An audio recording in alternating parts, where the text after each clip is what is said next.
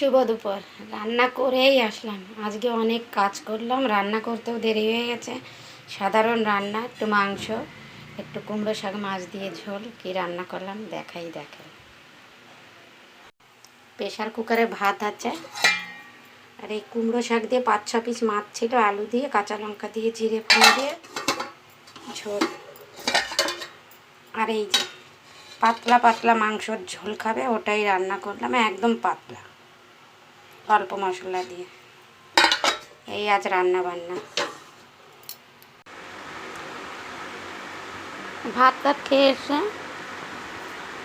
একটু পান গালে দিলাম।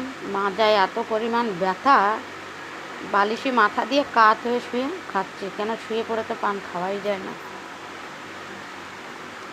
আজ অত্যন্ত খাটনি পড়ে গেছে, বর্ষায় ভিজে ভিজে অনেক কাজ করলাম সকালে, আর কি করবো।